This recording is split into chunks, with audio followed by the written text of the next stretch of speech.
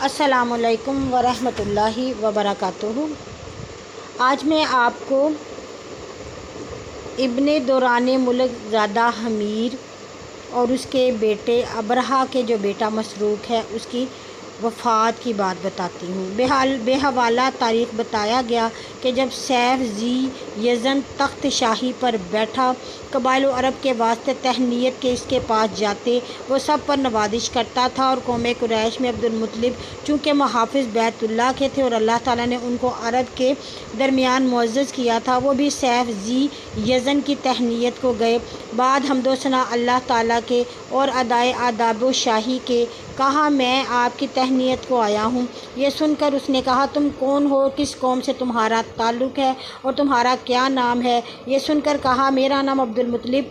ابن ہاشم ہے اور میں قوم قریش سے ہوں۔ تب یہ سن کر بادشاہ نے تعظیم و تکریم سے جائے مکلف میں رکھا اور تقریباً 1 ماہ تک ان کی ضیافت کی۔ ایک دن بادشاہ نے ان کو بلا کر کہا کہ عبدالمطلب، ہم تم سے ایک بات کہیں، اس کو آپ کسی سے نہ کہیں، اور یہ ہے کہ میں نے تورات میں اور انجیل میں اور دیگر صحیفوں میں اگلے زمانے کے دیکھے ہیں کہ تمہاری قوم قریش میں ایک شخص پیدا ہوگا اور ان کی بادشاہی بھی قیامت تک قائم رہے گی۔ یہ سن کر عبدالمطلب نے کہا، اے صاحب، مجھ کو آپ نے بہت خوش کیا، وہ کون شخص ہے؟ آپ ذرا اس کی تشریح فرمائیں۔ اس نے کہا، دیار عرب میں حضرت اسماعیل علیہ السلام کی نسل سے ایک شخص پیدا ہوں گے اور ان کے دونوں مونڈوں کے بیچ میں ایک نشان مہر نبوت ہوگا، اور وہ پیغمبر آخر الزماں ہوں گے، اور قبل بلوغت ان کے ماں باپ مر جائیں گے اور دادا اور چچا ان کی پرورش کریں گے، اور ان کا پاک نام محمد صلی اللہ علیہ وسلم ہوگا، اور بہت دشمن ان کی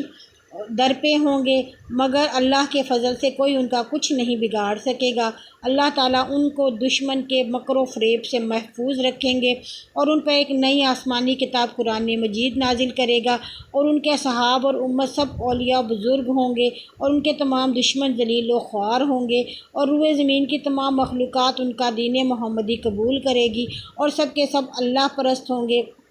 اور ان سے شیطان سارے دور ہوں گے، اور ان کی آمد کے بعد تمام بت خانے توڑے جائیں گے اور آتش کدہ فارس بجھ جائے گا، اور ان کی رفتار و گفتار و کردار سب صحیح و درست ہوں گے، اور ان کے ماننے والے امر الہی کی تعمیل میں ہر وقت لگے رہیں گے، اور ان کے کاموں سے وہ باز رہیں گے جن سے ان کو منع کیا جائے گا۔ بس عبدالمطلب یہ سن کر سجدہ شکر بجا لائے اور درگاہ کبریا میں ملتجا ہوئے، اور بادشاہ نے ان کو 100 اونٹ اور 10 غلام اور 10 لونڈیاں اور 10 رطل سونا اور 10 رطل چاندی اور کافی مشک و عنبر اور دیگر بہت چیزیں دے کر ان کو خوش کیا، اور لوگ ان کے ساتھ گئے تھے ان کو بھی خلت فاخرہ دے کر معزز و سرفراز کیا، اور پھر کہا، اے عبدالمطلب، جس وقت لڑکا پیدا ہو تو فوراً مجھ کو خبر دینا، اس کے واسطے جناب باری تعالیٰ میں دعا کروں گا، اور میں اعتقاد لایا ہوں۔ حالانکہ پیغمبر اللہ اس وقت تولد ہو چکے تھے اور اس وقت آپ کا 2 برس کا سن مبارک ہو چکا تھا۔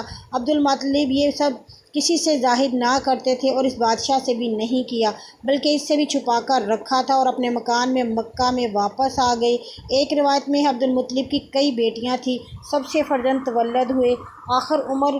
میں خواب دیکھا کہ فاطمہ بنت عمر کو نکاح میں لاؤ، تب 60 اونٹ سرخ بال کے اور چند دینار زر سرخ اس کی مہر میں دے کر اپنے نکاح میں لائے، اور ان کے بطن سے عبدالمطلب حضرت علی کرم اللہ وجہہ کے والد پیدا ہوئے۔ سب ملا کر 13 بیٹے تھے، ان کے نام یہ ہیں: حارث، ابو طالب، ابو لہب، رزاق، امیر حمزہ، عباس، زرار، زبیر، عبداللہ، مکموم، سکم، عبدالکعبہ، مجہل، اور ان کے علاوہ 6 بیٹیاں: ام حلیمہ، صفیہ، برہ، عاتقہ، اردی، ایمہ۔ حارث کے 3 بیٹے تھے، ابو سفیان اور صغیرہ نوفل۔ ابو سفیان جس سال مکہ فتح ہوا اسی سال میں وہ مسلمان ہوئے۔ ابو لہب کے 2 بیٹے تھے، عتبہ اور عتیبہ، اور اس کی بیوی معاویہ کی پھوپھی تھی، حضرت معاویہ کی پھوپھی تھی، اور رزاق اور امیر حمزہ، زرار اور زبیر، یہ چاروں لا ولد تھے، اور ابو طالب بیٹے تھے۔ عقیل اور طالب اور جعفر تیار، حضرت علی مرتضیٰ، اور ان کے علاوہ 2 بیٹیاں بھی تھیں، ایک ام ہانی اور دوسری حمانہ۔ یہ سب فاطمہ بنت اسد کے بطن سے پیدا ہوئی تھیں، اور عبداللہ اپنے سب بھائیوں سے صورت و بزرگی میں زیادہ تھے۔ چونکہ ان کے سلب سے سید کونین سرور کائنات صلی اللہ علیہ وسلم نے پیدا ہونا تھا، اور حضرت کے 6 بیٹے تھے: عبداللہ، فضل، عبیدہ، سکم، سعید، عبدالرحمن، اور ان کی بیٹی کا نام صفیہ تھا۔ اور حضرت عباس نے اسی سال کی عمر میں حضرت عثمان غنی کی خلافت کے زمانے میں انتقال کیا۔